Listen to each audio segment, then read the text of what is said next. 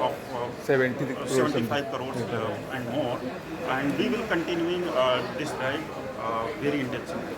So any specific reason that there is a rise in seizure, like compared to last year? This is almost 7 times rise. So any specific reason that there is more drugs coming into Goa? Or No, this is the part of our intensive drives. okay. That is the So any specific plan this time, this year, to curb drug menace in the state? See, we have to look into it. Basically, these kind of offences are very much preventable, and the prevention is the key to success. And you see here what is happening. Actually, there are lots and lots of tourists are coming, and there is some kind of you can say that there is a increase in consumption or something like that.